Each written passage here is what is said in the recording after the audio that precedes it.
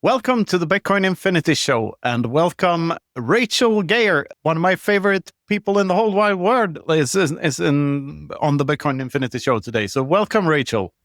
Thank Great you very much. finally have you here. It's taken a while. We've been talking about this for a long time, and today is the day that it finally happens. Fantastic. We met for the first time when you and the TerraHash team graciously invited me to Munich, like 2.5 years back or something, right? 3 years back? I don't remember. March, 2.5 years ago, March, yeah. So quite accurate. And we had a great time. You took us all on a little excursion and had a hidden bottle of Jägermeister to make us endure the entire walk. We walked for miles on end. And there was so much great stuff going on there. You're a rare breed, aren't you? Like being a British woman married to a German guy, and that was not very common for your generation, was it? I think it was quite a hard one. It was a hard one for my father-in-law to swallow. Oh, was it? And it was a little bit like a Monty Python sketch that it was, don't mention the war. Because obviously, for him, he really did live through it. And then he did such a serious speech at our wedding. And the British tend to be very light-hearted about these things. And you certainly wouldn't talk about the war at your wedding. And he gave it was a beautiful speech, but how he just was so glad to have these nations coming together after he'd witnessed the atrocities. And we were all just, please don't mention the war at our wedding. Yeah. But I think I'm a rare breed in a lot of ways in the Bitcoin space, which has really worked out to my advantage in the end. What I thought was going to set me back, I remember walking into my very, very first Bitcoin event, which was a very hardcore citadel, which is the secret get together of the developers. And I walked in there and I just saw this sea of baseball hats on the wrong way around on all these young men. And I just said, oh my God, what am I doing here?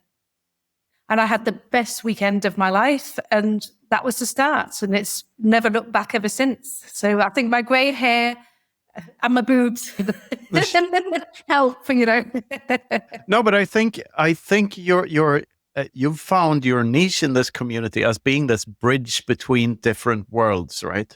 So not only between like the German-speaking and the English-speaking world, but between generations, between sexes, as you say, your gray hair and your boobs, but also between the mining space and the rest of the community. I think there are so many things to unpack here. And I have an anecdote from Munich. I remember we were out on this walk with we were crossing a road, and there's a bunch of Germans, and there's you and me, and there are no cars, so we just crossed the street. And all the Germans, they just stick around like on the other side of the road, like waiting for their turn or something. I'm looking back at them and like, Rachel, what the fuck are they doing? What's wrong with them? And it's just that you can get a big ass fine for jaywalking in Germany. And like, you didn't give a shit. I didn't give a shit. But they were all like really in love with those rules and just, no, the red man. The Germans love their rules. Walken, bitte. And I think nothing came up more than with the pandemic.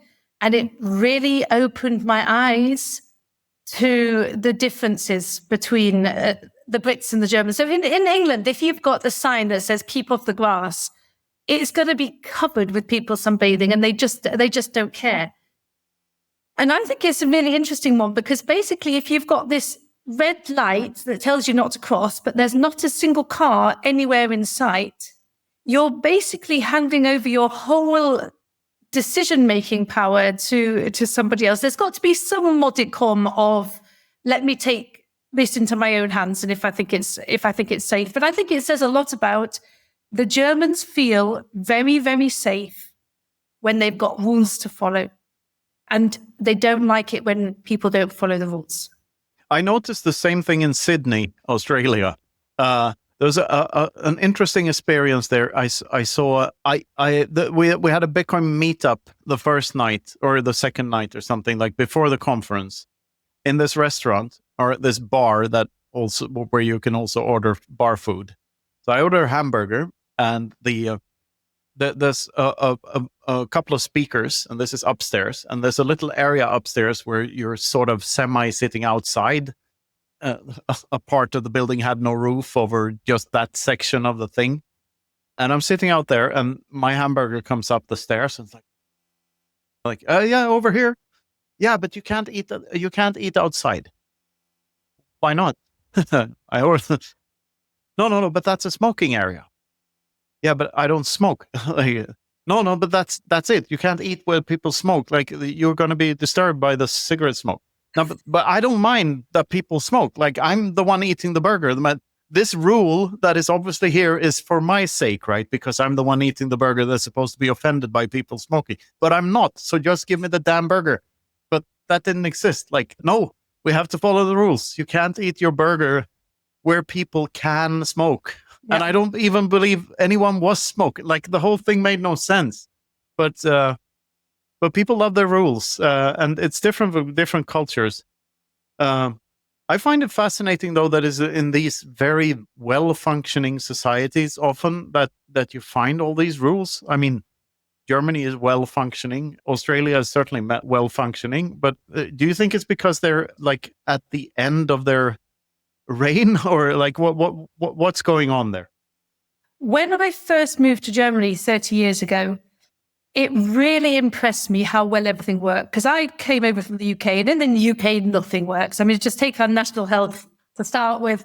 No, I love the UK, but it doesn't work. So I come over to Germany. I remember being on my first train journey, and this announcement came up that we're very sorry to inform you that we are going to be a minute late. And I barked with laughter, because in England, a train doesn't count as being late up to 59 minutes. So it's only once it's an hour that it was at the time that it's classified as being late. And so, yes, you could see that the fact that they had the rules and regulations did keep things nice and orderly. I think that it's, where do you draw the line? And they rule everything. So, for example, there's a rule in Germany that you're not allowed to cut your grass between 1 and 3 in the afternoon, and you're not allowed to do this, and you're not allowed to do that. And I think that if you go too far with the rules, it takes away common sense, and it also takes away having a decent conversation with your neighbor over their garden fence. Because I would rather then go up to my neighbor and say, look, we're just having a barbecue at the moment. Would you mind if you did that later? If it's something that's really upsetting you, just talk to them. But because there's a rule, then they come up and, oh, you've broken the rule. You're doing something that you're not supposed to do. And it takes away the whole neighborhoodness out of it, that you just come to some kind of common conclusion, what works for all of us. So I think over the 30 years that I've been here, I love Germany, and I have become a German. Once Brexit happened, I became a German. But I can see that they've just gone too far. And the trouble with rules is they never get taken away, but they only get added to. So each year you introduce more, and then you need more, because that's had a knock-on effect. But you really need, I think, every year to go, okay, let's scrap the rule book and start again. Or you can't introduce a new rule unless you take one away. That's what the Trump administration is doing. Or like last time around, they had a rule that if they add one rule, they will remove 2. And this time around, if they add 1, they will remove 10. And it's one of those things that is never talked about, but I think it's one of the best things that administration does. I have a lot of critique against that administration, but that particular thing, I like that a lot. Like, don't add a rule if you're not removing 2. And I learned this as a mum. Have as few rules as absolute possible, but the few rules that you've got are gospel. And the hardest thing is you've got to stick to those rules as well, because there's no point telling your children to get off their phones if you're on your phones. I mean, I'm very lucky because I belong to the generation where there were no phones. And so I didn't have a phone, and my children definitely didn't have a phone. But, you don't want to have many rules, but the rules that you have don't get broken. And then the children feel safe because they know where the boundaries are. And it's the same in society. Do we really need it? And if we don't really need it, get rid of it. Absolutely. So do you need rulers to have rules or not? It's a trick question. I know it's a trick question. And this is what I just love about about Bitcoin that the whole incentives are follow the rules. And I think this is how it works with children as well. So I remember reading a book that changed my absolute life on bringing up the children. It was called Children the Challenge. And it basically said, you can't tell the children what they can do. You can only say what you can do, what you will do. So you say, for example, I'm leaving the house at 8:00 in the morning, and I don't care whether you're wearing your pajamas or whatever, that's the time that we're setting off. So you leave as much, it's depending on the age of the children. And it said that everything has to have natural consequences. So for example, if the children didn't take their plates out to the kitchen, clear the table afterwards, don't nag. But when the next meal comes, you just can't put a meal on their place until they've taken their plate to the table, to the kitchen, because there's no space. And so they see the point of clearing the table after eating, because then you can't put a plate on the next day. So you need everything to have natural consequences. And this is what Bitcoin is as well. If you do not play by the rules of Bitcoin, you will be economically at a disadvantage. You will be disadvantaged. You don't need anybody to be there with a ruler behind you, because you just understand why it makes sense to follow the rules. Yeah, we had a very interesting conversation with a German friend of ours the other day about this particular thing and how it relates to like other rules in society. And the word enforcement came up, and I realized I have a big problem with the word enforcement in Bitcoin, because in my view there is no enforcement. There's none whatsoever. No one is telling you to do anything. It's just that it's economically advantageous for you to do certain things rather than other things. But that's not really enforcement. Or would you call that enforcement? Or what would you call that thing? You're just incentivized, aren't you, to do it? And if you choose not to do it, that's absolutely your decision. It will be a disadvantage to you, but you don't have to do it. But then you're just not part of the network. I mean, I'm thinking now in a very mining point of view. If I don't follow my rules, if I don't follow the rules of the protocol in mining, I will expend a lot of energy, but I won't get anything back for it. Nobody has to enforce it. So, well, you could argue that the nodes are enforcing it because they're checking to make sure all the transactions are valid. Depends how. That's what I hope is going on. So this leads us into the meat of the conversation already. Because, I'd love to pick your brain on mining and the incentives in mining. And, do you think all the participants in mining are following the rules as Bitcoin works today? Are Bitmain following the rules? What's your view on mining? Let's just take it from the top. We haven't done the TLDR on Rachel yet, right? So maybe we should start from the top here. And so, yeah, but this is where I want to go with this. But let's start from the beginning. We talked a bit about you being married to a German guy, but what's your Bitcoin story? What are you doing now? How does this all relate to mining? What is terahash? All of that stuff. So give us the TLDR, please. Okay, very quickly. 2017, my eldest son came home and said, "Look at Bitcoin." Ignored it for 2 years until the pandemic. Had the time, started reading. Boom. I have to work for Bitcoin. What can I do? And I started off by doing an unpaid internship for a Bitcoin mining company. I wanted to learn more about mining because that was the side that I would probably classify myself before Bitcoin as a bit of a lefty. And so obviously, environmentally, I wanted it all to be as it should be. And that was one of the big questions that came up. Is this good, this energy consumption that we've got? So I wanted to learn more about that. And I did learn an awful lot. I have to say at this point, I don't have a technical background. Okay, so when I talk about things, I don't talk about it from a very deep technical level. And then I was a lot on the Bitcoin circuit. And I was speaking at a lot of events on Bitcoin. I set up this movement called Les Femmes Oranges, which was to try and get more women into Bitcoin, which has been really successful. It's just a decentralized idea, and it's taken off like nobody's business. 4 different countries started up their own Les Femmes Oranges this week, so it's great. At the same time, I met this guy called Christian Klager, and he was setting up a platform called TerraHash, and he asked whether I wanted to be a speaker on the platform. And I kind of come to the conclusion at that point, say yes to everything. Just say yes. I don't know whether I'm the right person for it, but if they're asking me for it, just say yes.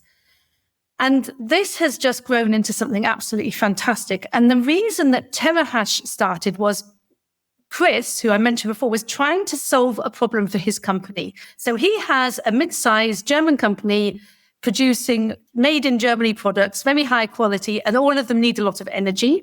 And they were hit by the energy crisis of the Ukraine war when the electricity prices went through the roof. How do you stay economically, globally viable? And he had just come across Bitcoin, and he was very fascinated by the Bitcoin mining aspect of it. And he thought to himself, okay, I'm going to put a couple of miners in my cellar with the factory. You take the heat away and use the heat for the production of my cosmetics, using the solar power on the roof when the factory is not running, because the factory, it was a time where the factory had to be closed some of the time because of the pandemic. At the weekends, they don't have any shifts going on. In the evenings, they don't have shifts. So it started out as a way to solve the problem of the Klager group. How do they lower their electricity bill? And turned into, well, if this is a solution for us as a company, this will be or could be a solution for many other German companies, European companies. And so TerraHash was born. We knew that it was going to be very much about energy. So the company is actually called TerraHash Energy Limited, but we weren't exactly sure which direction we were going. We knew that education was going to be a big part of it, which was what I was brought on for, because my background is actually in education. And it became very apparent right from the very beginning that energy is the way forward for Bitcoin in Europe. The Europeans do not understand that they have a money problem. We know we have a money problem, but non-Bitcoiners don't yet understand there's a money problem. But the Europeans understand that we have an energy problem. And so I could see from quite early on that if you came along with Bitcoin as a solution to the energy problem, you were going to find far more open doors than if you talk about the ideology of we need a money that's not corruptible, et cetera, et cetera. So it became very apparent right from the beginning that integrated Bitcoin mining was an interesting prospect for Europe. At the same time, I started up the European Bitcoin Energy Association because I just know how important it is that if you want to encourage people to look at something, or you want to persuade them to take a look at something, you have to speak their language. And there's no point, what we believe and what we think in our head will put a lot of people off. And so if you're careful at how you say, you don't lie, but I don't need to come out with, I think taxes are a theft. I might think taxes are theft, definitely. But if I say that when I'm trying to talk to a politician, they're going to switch off. They're not going to listen. So I knew that if we want to get the European Commission, the European Union to think favorably about Bitcoin mining, you had to have the people around the table who the European Commission or the European Union would listen to. That's not the Bitcoiners. And so on the board of the EBA, there's Harold Rauter, who worked for 10 years on the Green New Deal. There's Mike Herman, who works for Tenet, one of the big grid providers in Germany, who's worked on the energy policy of Europe for many, many years, Yeah, so this is basic, and I'm now the chair of the board of EBA. So that was a very long story to tell you that I work full-time for TerraHash, which is a very interesting German company trying to bring hash rate to Europe, basically, and the European Bitcoin Energy Association. And as a side job, I do Les Femmes Orange to get more women. And most importantly, which I haven't even mentioned here, I've got 4 children. I'm the mum of 4 children, and that's my main job. Beautiful.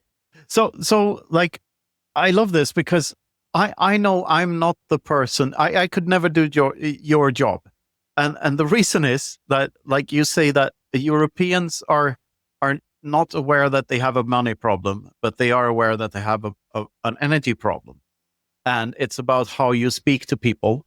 And like, my first reaction is like, yes, but are Europeans aware of what kind of energy problem they have? because you also said, like, when you say the story, when you tell the story in your words, you say, for instance, that when Putin invaded Ukraine, because Putin invaded Ukraine, energy prices went up. When I see it as like, I didn't say that. I didn't say that. Something like that. No, what did you say? I said because of the Ukrainian war. Yeah, because of the Ukrainian war. Yes, exactly. Because of the Ukrainian war. Sorry for misquoting you, by the way. So, but I would say because Germany made itself dependent on Russian natural gas, so that like 15% of the energy consumption were coming through pipes from Russia. That's why Germany had a problem that it wouldn't have had when the war started, if Germany hadn't done that. And what I don't think most Europeans realize is that is a money problem. The politicians wouldn't have had that much power hadn't Europe had this money problem that makes politicians more powerful than they should be.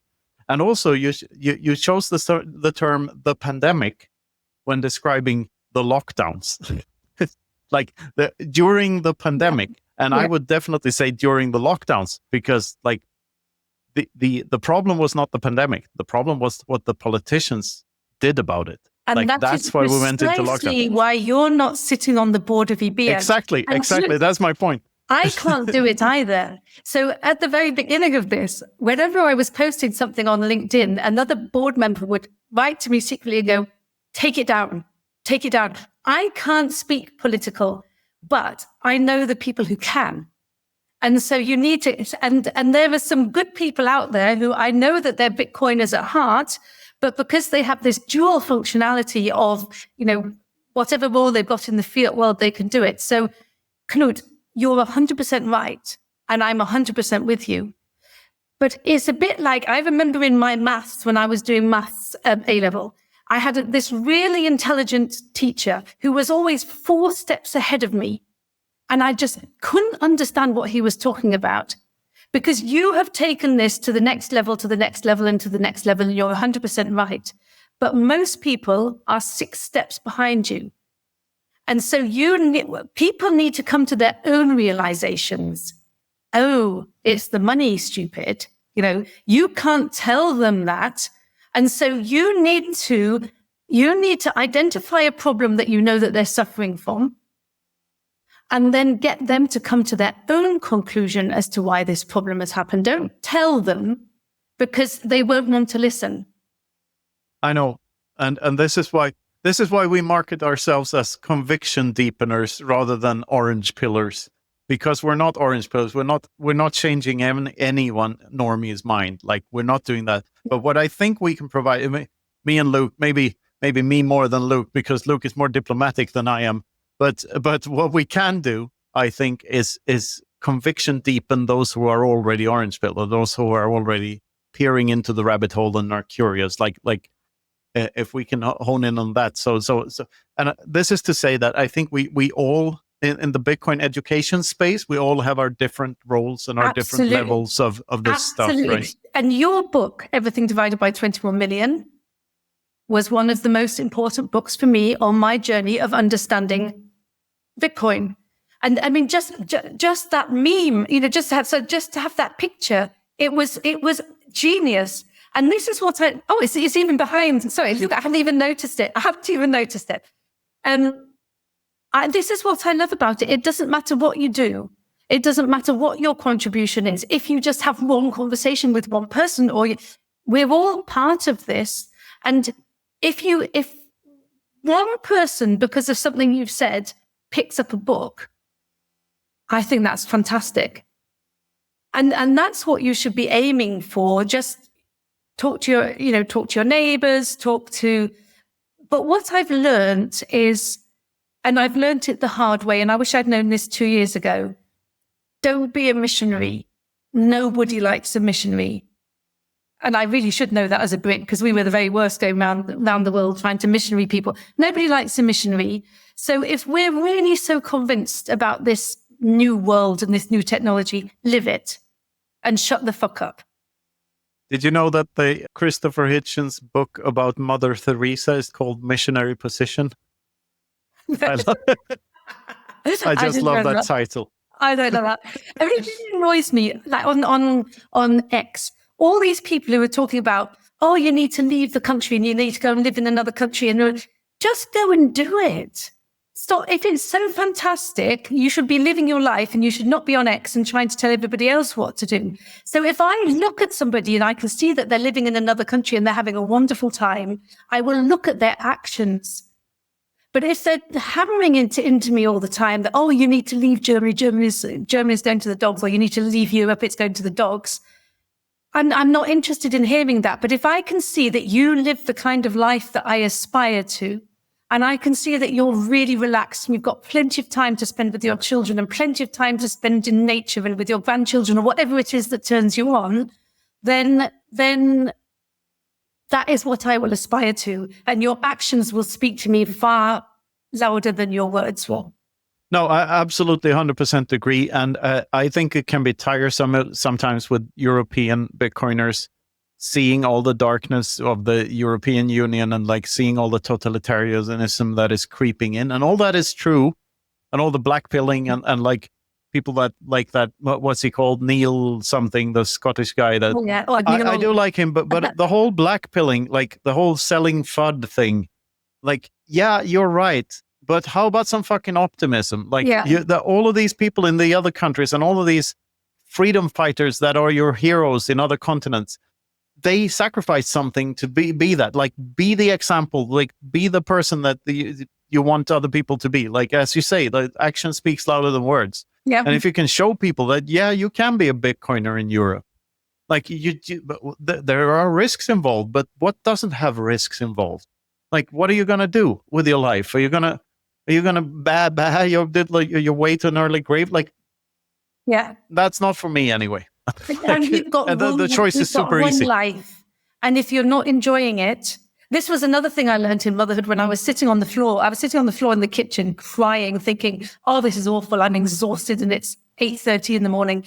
And then I realized that's when I started reading that book that changed my life. You know, it's up to you to change your life. If you do not like the way that you're living or the system that you're living in, opt out. And it's really possible. And then you'll make, okay, how much do you want to opt in because it's convenient to you? So, you know, everyone's got their different ways of how do you opt out, but it is possible. And the more we do that, I mean, I personally, because I've lived all around the world, I've moved 25 times in the last 30 years. I've lived in China, I've lived in Africa, I've lived in the Middle East. And I know from personal experience that Europe is where I want to live. And I mean, I went over to El Salvador, and yes, it's a lovely country, but I mean, I love hiking. And if I go to the mountains in Germany, I can hike for miles and miles, and I don't see any litter, and there's paths, and there's none of that over in El Salvador. There wasn't even much Bitcoin over in El Salvador. I'm not dissing El Salvador. I think it's wonderful what they're doing, but Europe is a wonderful place. And if you go to Paris, if you go to Lisbon, if you go to these cities, it's steeped in history. Tell me any other part of the world where I can have that experience, and I want to have that experience. I'm proud of our history and being European, that we've got this lovely mixture of nature and the beautiful cities and the culture and whatever. And so I want to stay here. I'm not going to go down with the ship. I'm not so ideological that no one's getting my Bitcoin. No one's getting my Bitcoin. And because you don't have any, right? Oh, that anyway. Yeah. But you know the rule in Germany that if you've had your Bitcoin or your Satoshis for longer than a year, then they're tax-free. I wouldn't believe that, though. I wouldn't. I still would prefer to not have them know about them at all. I couldn't agree more. And I am convinced also that this will not last for long, because you can see that they've got their hands out for absolutely everything, because they have to. They're bankrupt. They have to get their hands on every little bit of money that they can. And when that happens, that's not happening, because my few Satoshis that I've got are my pension, because I get no pension from the government, because I spent a quarter of a century bringing up children. And this is not rewarded in any shape or form in a monetary way in anywhere around the world. Yeah, I think I contributed more than any other job by bringing up these children, but there was no financial recompense for it. So my pension is going to be 300 euros a month. Well, I can't live on that. And so I have to be responsible for myself. And so nobody's having my Satoshis because they're not going to come and look after me when I'm old. No, absolutely not. Yeah. And the irony of it is that if they hadn't taken that much from other people to pay out pensions and stuff, that we would have a functioning free market, and you would probably have been able to afford, like if they hadn't cut off your ability to save. Yeah. That's what I'm saying. Like they're handicapping people and they don't even understand they're doing it. Buongiorno, or as the Americans would say, buongiorno, from beautiful Lugano. We here at the Bitcoin Infinity Show and the Bitcoin Infinity Academy think that you should take Bitcoin security seriously. And you do that by getting yourself a hardware wallet and do some inheritance planning. And how do you do that? Well, you go to bitbox.swiss and check out their hardware wallets, especially the new Nova edition, the Bitbox Nova, which has iPhone support and the latest security certification and everything. So go to bitbox.swiss and check out their website. Use code Infinity for a discount. Also go to the Bitcoin Advisor for some good advice on Bitcoin inheritance planning. They have a great multi-sig solution. And say hi from us. Good luck with storing your Bitcoin.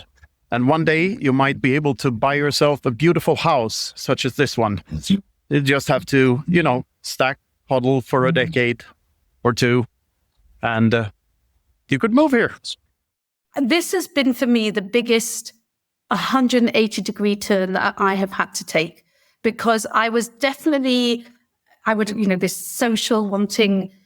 I could never understand how the Americans could say we don't want to have a healthcare system. I was thinking, hey, how can you say that? Surely. And the deeper I'm down the hole, the more I just think, no. You cannot take anything away from anyone. People have to make their own decisions on how they're going to spend their money. And we can see the evidence of it. So when the National Health Service came in the 1950s in England, it came in with this great aplomb that said, in 20 years, there's going to be no more disease and no more illness. Take a look at people in the UK in 2025, fat, diabetic, unhealthy. What has this free health for everyone achieved? We are the unhealthiest that we've ever been, because I have no economic incentive to keep myself healthy. If I let myself get too fat and I need to get new hips, the NHS pays it for me. If I had to pay that bill myself, I'm not going to pay it. I mean, the most ridiculous thing that's going on at the moment. My father is 91. I love my dad to bits. He's been the best father ever. Let the poor chap die. So they've just put in, he's blind. He's been blind since he was 30, and now he's got dementia. And 2 years ago, or 1.5 years ago, he has a stroke. And they put a pacemaker in him. And I'm thinking, what are you going to die of? His heart wants to pack up. Let his heart pack up. And so the medical system keeps you living on, and his brain is dying because he's got dementia. But anytime something happens, they put another foreign body in. We can't afford to be putting pacemakers in 91-year-old people. It's ridiculous. And if that bill came to our family, you can rest assured that we'd sit round and we'd have a family powwow and we'd say, yeah, we all love Dad. He's wonderful. But yeah, don't want him to have any pain, so we'll give him some morphine. Let's have a jolly good booze up and say goodbye to this wonderful person. But we're not going to be spending thousands of euros putting a pacemaker on the 91-year-old. Stupid. Wow, that takes courage to say that. But I absolutely agree. It shouldn't be up to anyone except the people, his family. Yeah. If you take away the ability for a family to support their other family members and outsource that to you're replacing the accused patriarch, the dad, like you're replacing that with the actual patriarch, the state, or the actual abusive patriarch, the state. because it's and it's absolutely true. And we don't see the alternative costs. We never see what could have been. And also, like the American system, people think that is a capitalist system, which is absolutely not. It is crony capitalism at best, but they haven't had a gold standard since at least 1971. And they were printing money before that too, just not telling anyone about it. But which means they have central banking, that's central planning, that is a planned economy. It's Soviet style fucking communism, that's what it is. And people think it's free market capitalism. No, it is nothing of the sort. No. It is communism with the master money printer. So they can leech off of every other country in the world and run a corrupt system. And so the critique they get from Europeans is usually the healthcare system is like the average American spends 3 times as much on healthcare. Yeah, but that's because they have 10 times more money. Like, of course they do. They spend more on everything. Yeah. And also, their food production system is completely corrupt. At least that's functioning pretty well in Europe. But the food in the US is fucking poison, so they get fat and have to spend a lot on their healthcare. But we don't see, like, I believe there's so many hidden costs in the bureaucracy of this, the European healthcare system. So it's like, I read somewhere that 70% of the costs for the Swedish healthcare system is are administrative costs and not actual healthcare costs. So the bureaucracy is, of course, that's what costs you. And they don't count everything. They don't count a fraction of it. Like public sector, why do public sector employees pay taxes at all? Why aren't they just a cost? And the only reason is to keep up the facade and make people believe that this is something else than just a cost. It is just a cost. So no, there is so much there.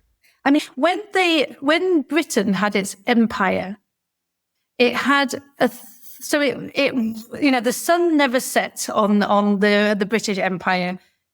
It had a fraction of the number of politicians that it's got today. And so we're now this incy-wincy little insignificant island. That's all that's left.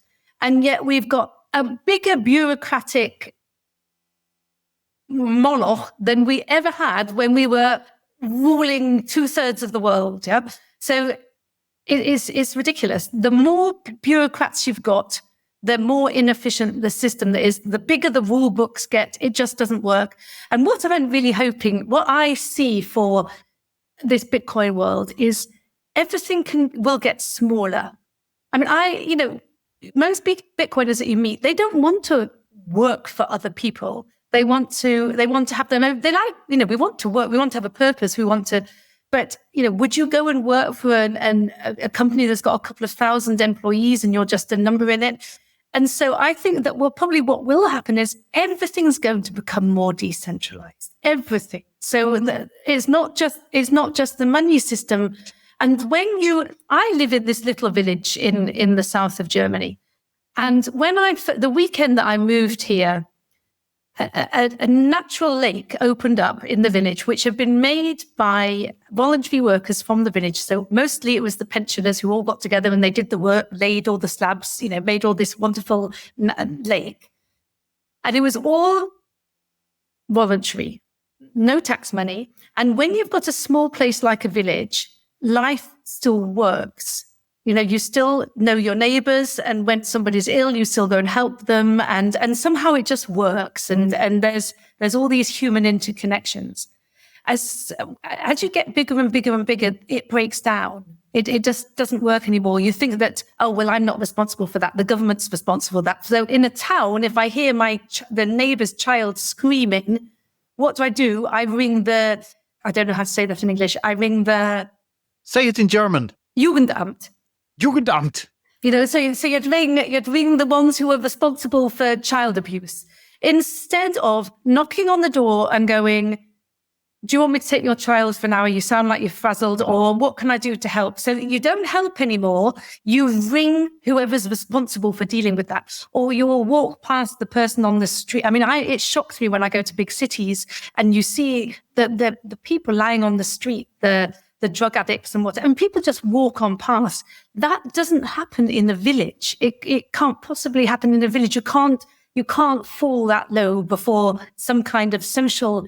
So I think that we need these social systems to keep society in some way a society. No, we've made the society less of a society because you no longer feel responsible for your neighbors. You think, I pay all this tax, and that tax money is then what pays for helping the deprived families or the beaten wives or whatever it is taken away the responsibility from the neighbors and from the family. You know, when you hear of all these child abuse cases and then they get really cross because social welfare didn't notice it, and you think, well, where were the bloody grandparents? Why didn't the neighbors notice it? We put all the blame on these bureaucratic, and we don't need them. No, and it's so funny because it's so simple. You get what you pay for.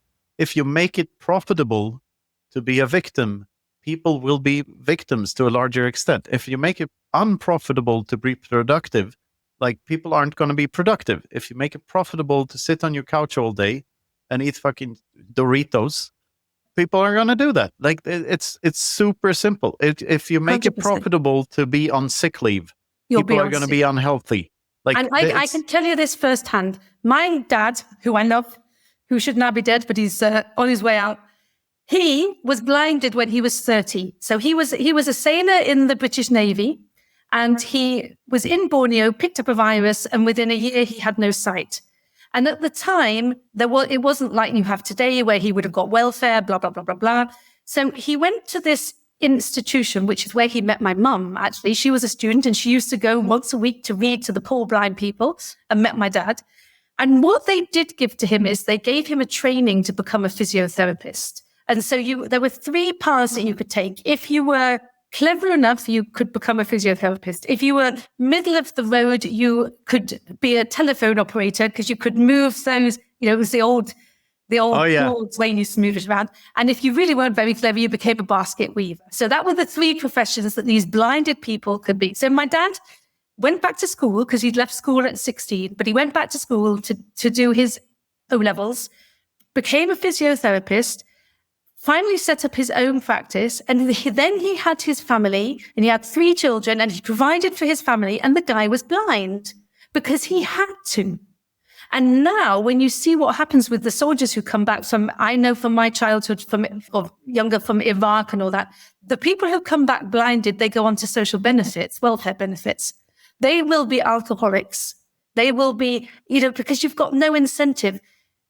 You're not helping someone if you give them money.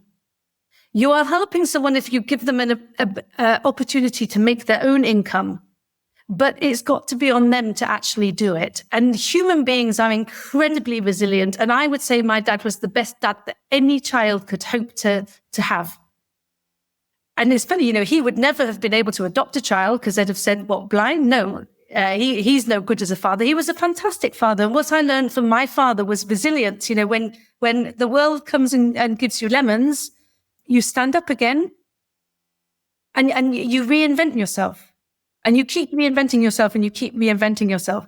So the social welfare system does not work. And human beings are social animals. And you work out very quickly that we're part of this social group, and we can only survive if you're part of a social group. And you will only be accepted in this social group if you behave yourself in a certain manner. Otherwise, they're going to kick you out of the group. Yeah? And what we have at the moment, we have incentivized people to behave totally antisocially, and you will still survive because you can still go down and you get your paycheck.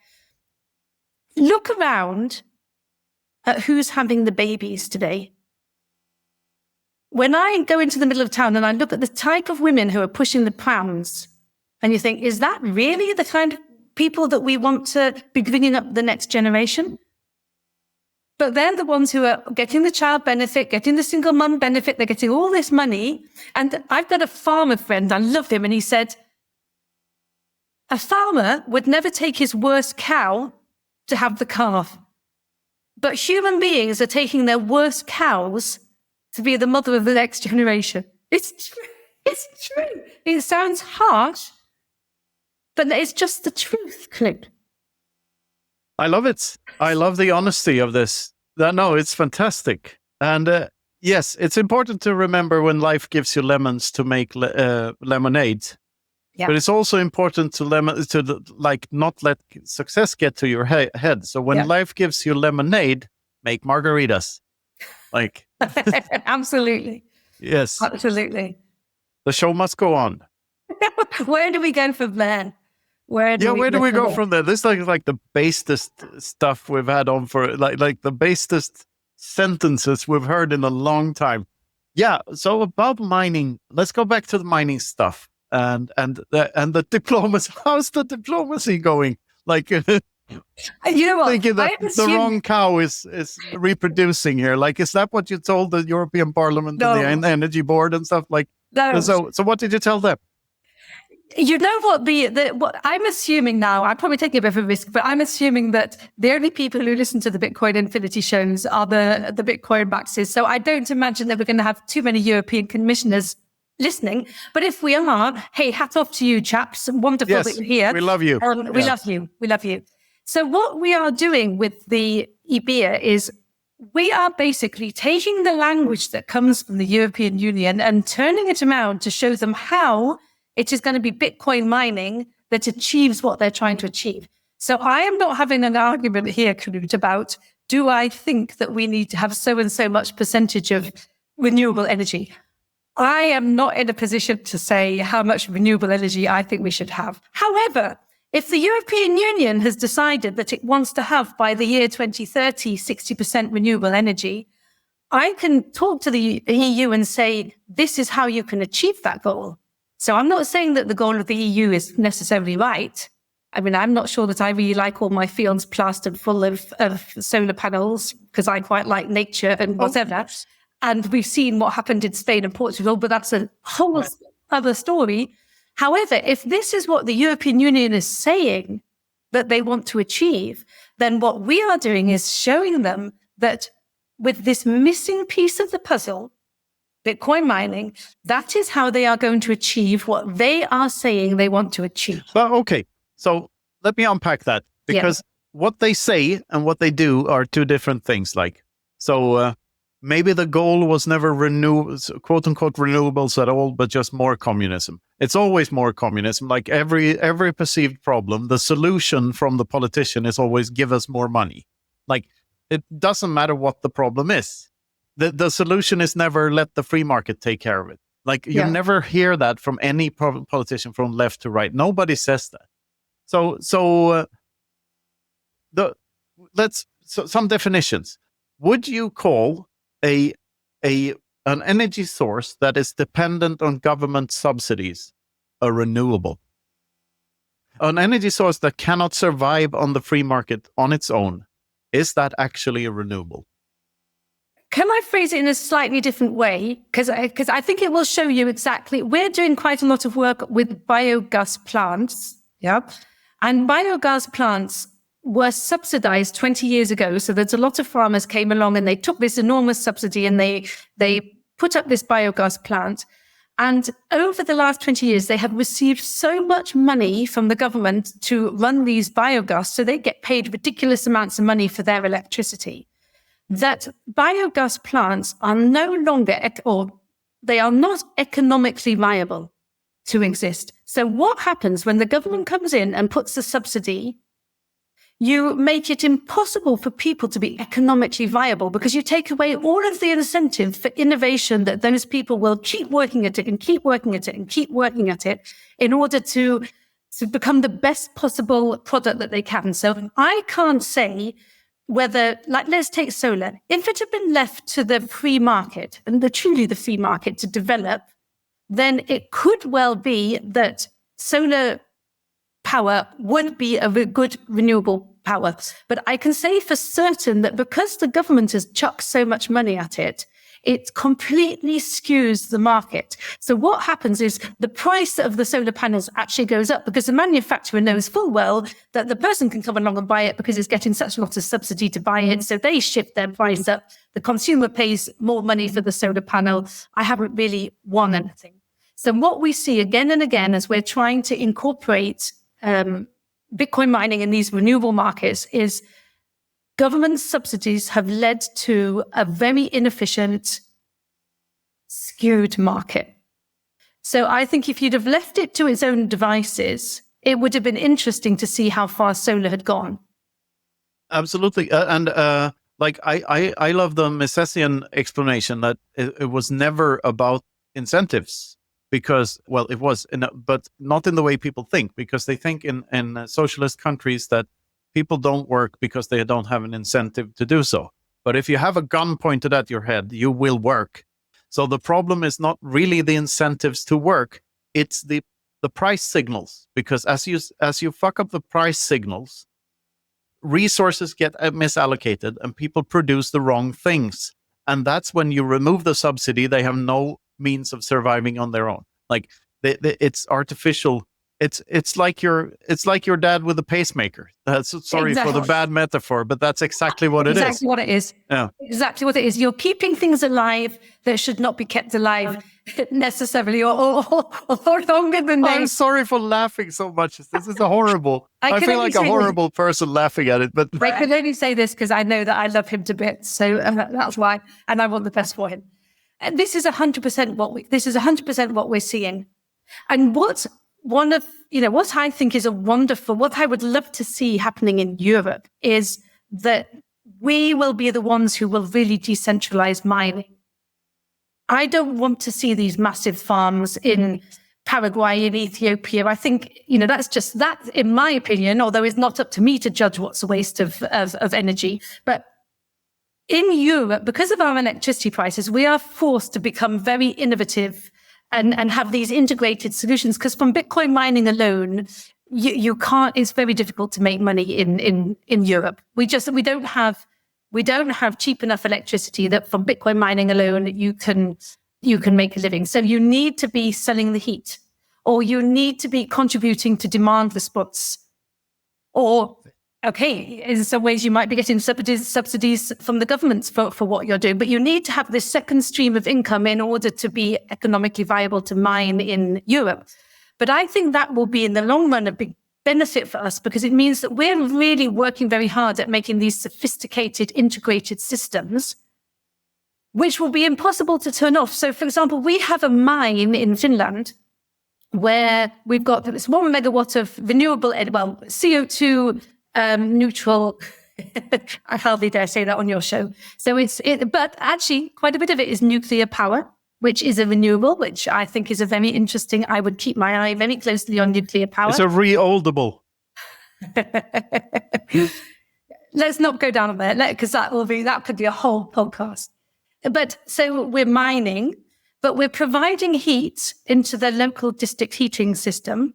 And we are also doing demand response. So the interesting thing about how we mine in Europe is we're predominantly mining to produce the heat.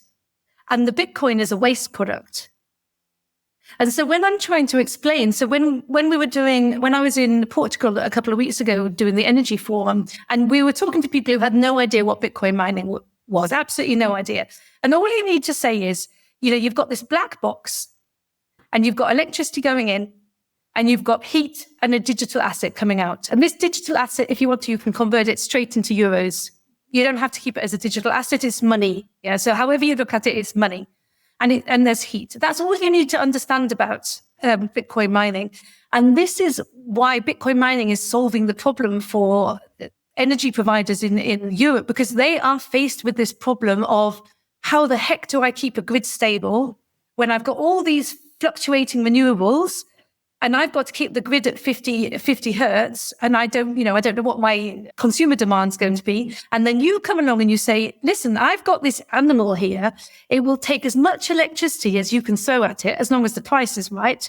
But you can turn it off in a split second if you want to, because there's no customer who's going to say, oh, I can't watch my Netflix film, or I can't do my AI search.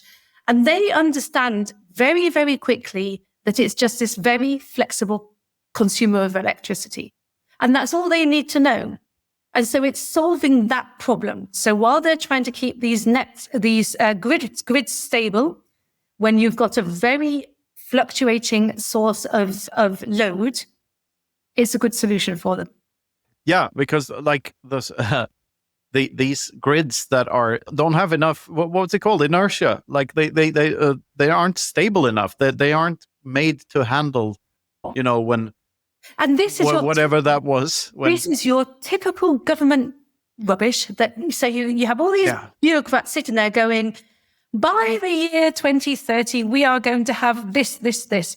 Well, they don't think about what needs to be done to the grid in order to make the grid. And so now in Germany, they're only just starting to build out the grid in the way that they need to do it.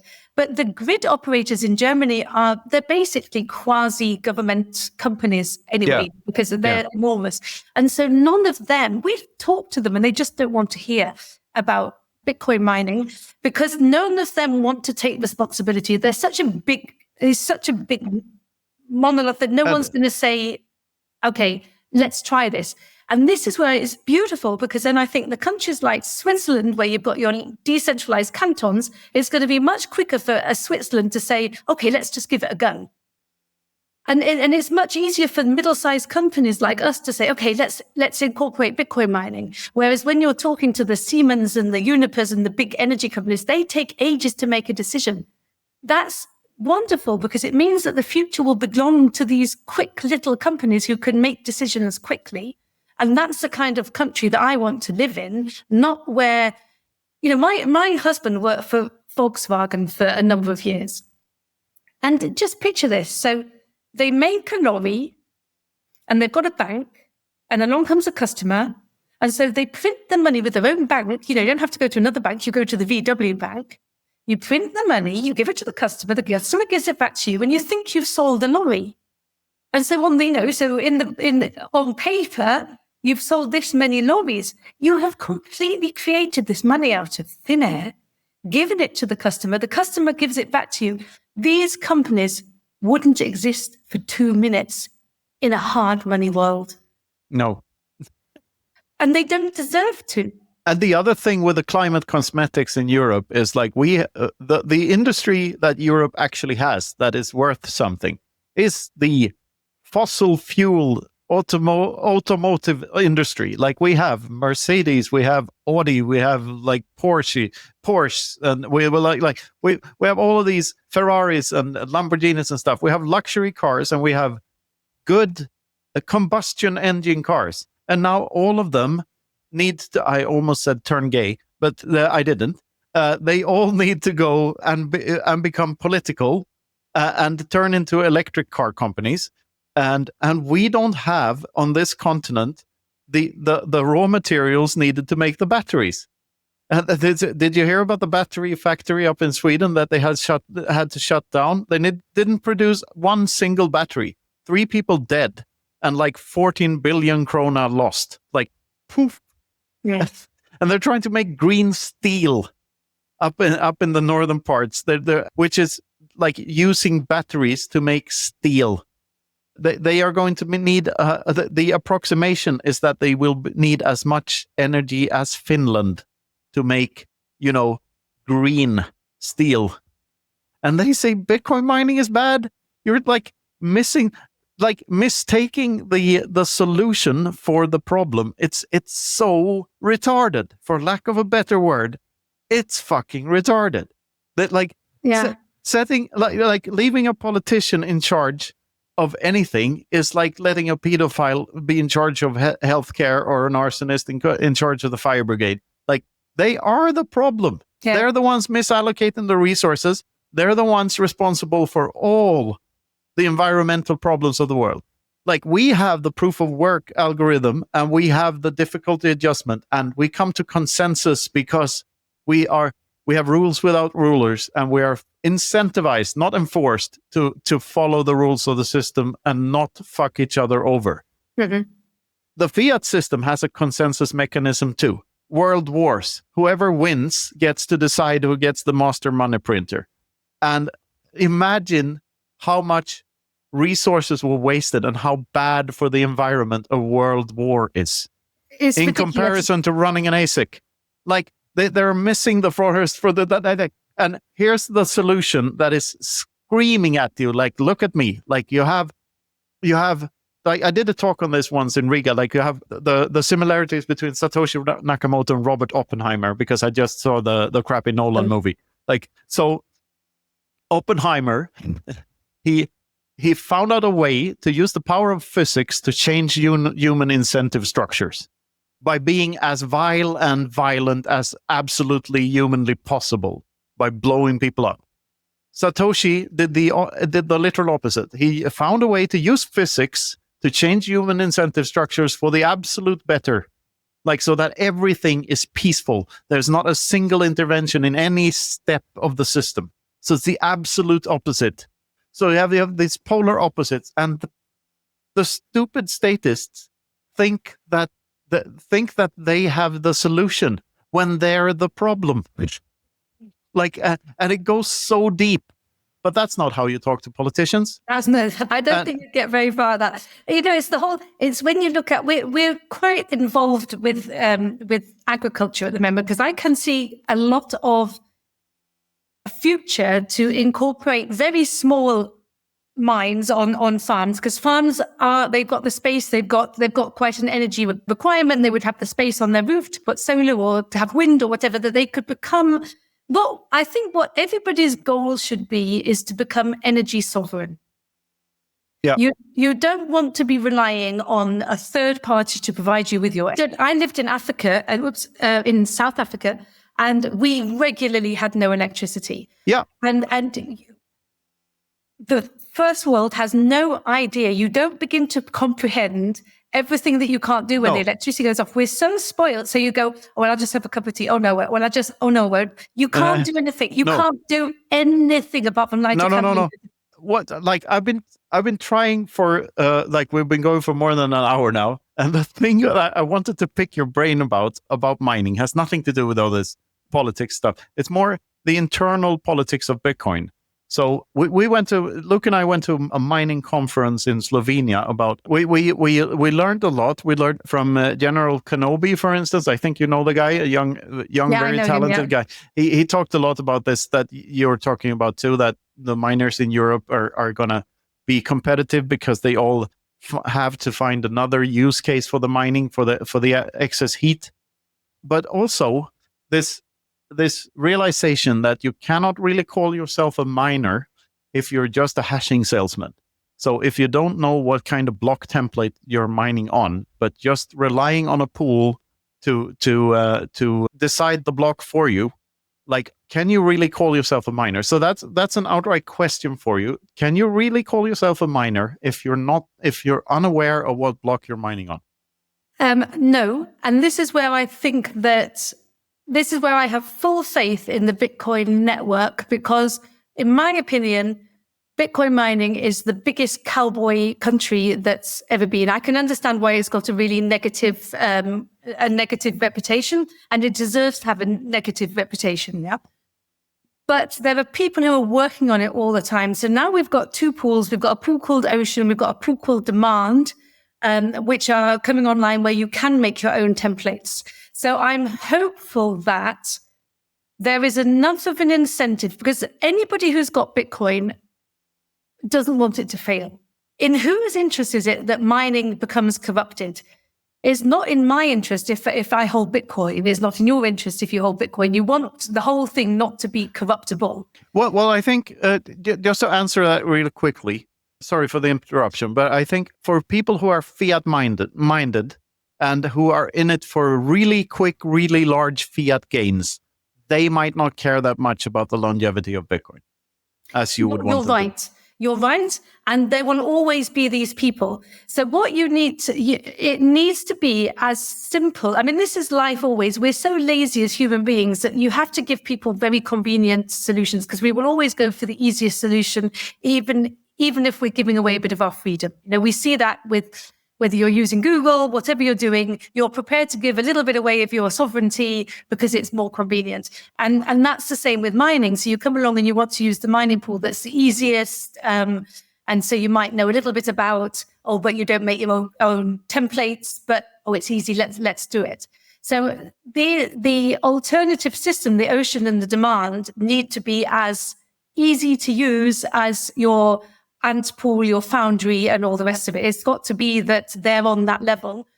I'm also really optimistic when I see projects like Bitax and, these solo miners, because the power is in the people. It really is in the people. And these, if you've got everybody who's taking part in the Bitcoin ecosystem, having a couple of Bitax running at home is going to make a difference. So obviously you need a lot of power to be competing with these massive gigawatt farms. I hope that the incentives will be enough that we realize anything that's centralizing is a problem. And centralization was the problem of the fiat world. And we should do everything that we can to get as decentralized as we can with Bitcoin. And that's whether it's your Bitcoin conference. I hate all these conferences that call themselves, we're the biggest, and the bugger off, we don't want the biggest. Why do we want biggest? That's why I love Live Hams and Orange. We have like 30 people at a local, it means something because these people. I don't need to be the biggest. I just need to be decentralized. Mining needs to be decentralized. Podcasting needs to be decentralized. That's why we prioritize quality over audience over quantity. Yeah. Yeah. So obviously I don't know what the future is, but I'm very inspired when you look at the amount of brains that is working on the decentralization of mining. Yeah. So where does terahash's hashing power go towards? Ocean. Like ocean? They do. We use ocean, but we're talking at the moment to demand, because they're all coming to BTC Helsinki. Because I really, I just think that we need a mining disruptor of Europe. I really do. I just feel passionate about bringing hash rate to, I don't want there to be one part of the world that does all the hashing. I don't think that's healthy. I don't want one person to own all the Bitcoin. I'm not impressed at all when I hear about a MicroStrategy. I don't, he can do what he wants, but why do we all get excited about that? I don't understand why we get excited about that. I want as many people to have Bitcoin as possible, and I want as many companies to be integrating Bitcoin, and as many households to be mining. And as many households to be integrating Bitcoin mining. And so in Helsinki, I'm trying to encourage as many miners as possible to come along, because Finland is basically at the moment the heartbeat of mining in Europe. So I think it's a wonderful location for us all to meet together. And I know the demand is coming, and I know the ocean is coming. And if we can get the major players who are mining in Europe to come along, we can really build up the momentum to bring even more hash rate to Europe. And the more we meet up in real life, the more we can achieve. I think meeting people in real life is the absolute catalyst, because it's always who you know, not what you know. And if I meet you and I smell you and I trust you, it is this smell thing. It is, and we've still got this. I'm not sure you would trust me if you smelled my hat. Like, oh yeah, yeah, don't push about that one. It's just so important, and this is what we've seen. You mentioned, Knut, at the beginning, the Terahash conference that we had, the opening conference. Beautiful. There were so many conversations at that place. There were companies that were set up after that conference of people who were just getting together, and you put your idea and they put their idea, and you go, oh yeah, let's do that together, And so I think if we can, I don't need to be massively big. So Helsinki is aiming for 1,000 people. I think that's a beautiful size conference. I get overwhelmed if it's too many people, because if there's like 5 different stages and you get this FOMO, do I need to be here? Do I need to be there? Let's keep them small, but frequent. And in my opinion, if we focus on energy in Europe, Bitcoin as money comes in through the back door, because we bought in the Bitcoin as Bitcoin mining, and then it's far too late to shut the door on anything because it's already there. Yeah, it's a Trojan wind turbine, a Trojan nozzle, maybe. And in fact, it's not going to be the Bitcoin companies that bring Bitcoin mining to Europe. So what our focus at the moment on EBIA is energy companies. We don't need the politicians will be the absolute last people that get it.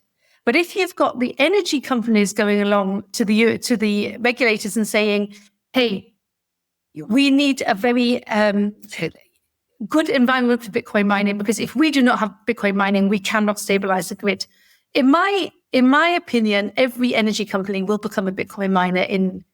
They just will. It just makes absolute perfect sense. It doesn't make sense to have anything in between. The energy company themselves need to be the miners, and switching the miners on and off at will. That is what will happen.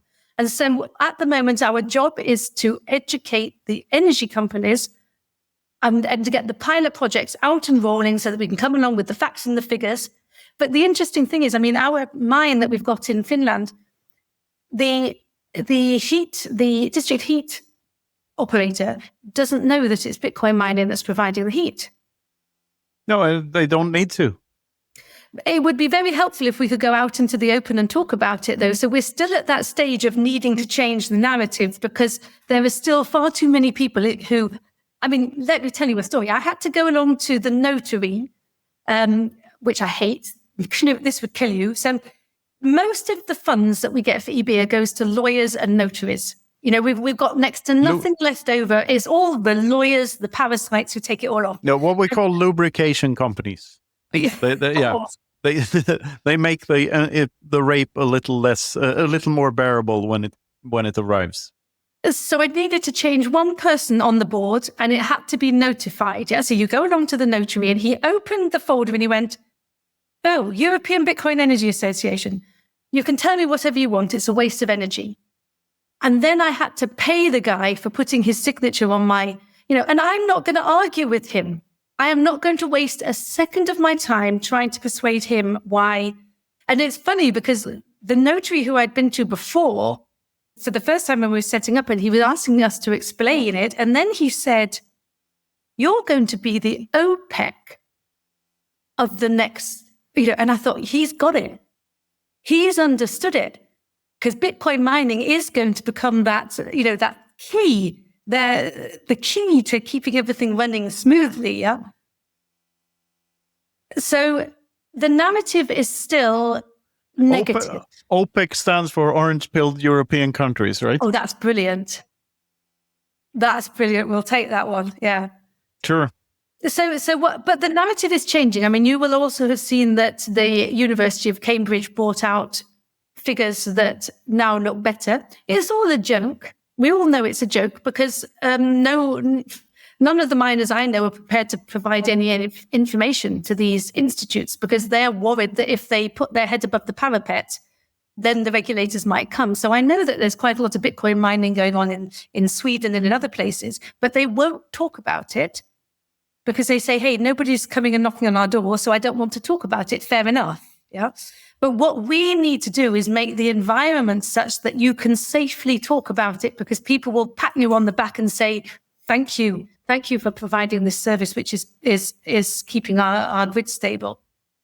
And the narrative is changing. So, and we noticed this is, I think, is where a company like TerraHash has been very powerful, because we're a 75-year-old company. We've been around since the end of the Second World War, and we are known, obviously locally, although we do export all over the world, but we're known to the Bavarian market. Yeah. And so when the politicians and the television channels, the local ones, hear that we're doing Bitcoin mining, they go, huh? Well, I know Klager, so let's go along and have a look, see what they're doing. And so they come along with a bit of an open mind. So we've had some really good mainstream media reports going out, because they know who we are, and so they trust us. And that's, change the narrative, that people realize that you should be praising Bitcoin mining as much as, okay, let's say renewable energies, because people think renewable energies are going to change the world. Yeah. So if they all clap, clap, clap, because that's coming along, they should be clapping for the Bitcoin mining. Absolutely. Rachel, it's going to be fantastic to have you in Finland, and it's going to be fantastic to have all the other mining, like half this conference, like one of the days is specifically about mining, and mining in Europe in particular, and mining in Finland in even more particular. And the other day is going to be a noob-friendly day. So I think we're going to, and we're having the people from Ocean over, we're having you over, we're having a ton of people from the mining space. It's going to be great. We're going to have a Les Femmes Orange event there. So there's going to be, which are brilliant. And I think it's really important that women get together. And I think it's really important that men get together. Yeah. And we need our own spaces. We're different species, and that is all right. You know, it's fine. I also think it's very important that you have a good representation on the main stage. I think this is what most Bitcoin organizers have made a mistake of.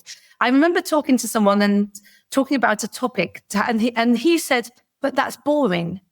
And I said, "It's boring to you because you're looking at it with your technical brain. But to a woman, that is a really crucial topic to have on the stage." Now, this is generalizing, but I think women on their whole tend to be people and men tend to be things. Yeah? Very general, very generalizing. And when a woman learns about Bitcoin, she wants to know, why do I need Bitcoin? Why is it good for me? Why is it good for the family? Why is it good for the society? She doesn't need to know how the technology works. She doesn't give monkeys how the technology works. I'm prepared to trust these wonderful men who are absolute genius, and 100% Satoshi Nakamoto is a man, and I love him and thank you very much. And 99% of the core developers are men.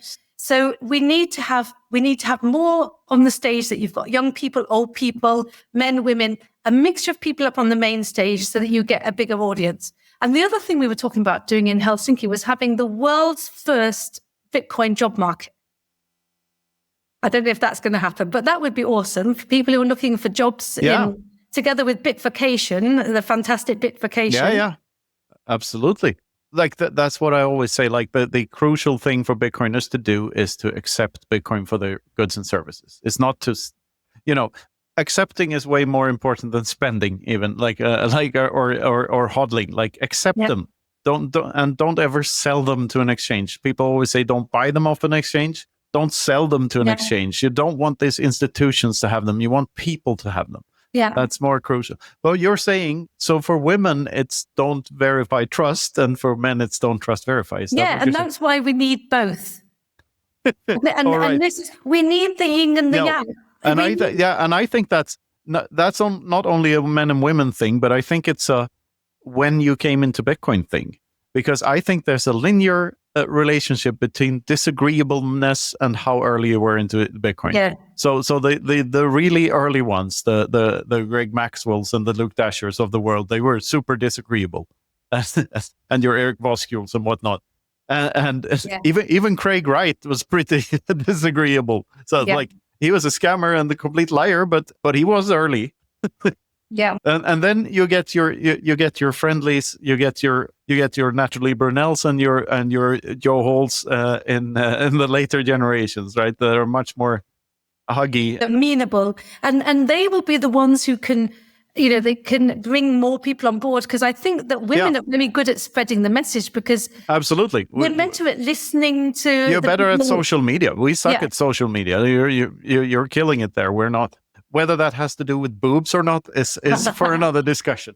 Like they certainly help.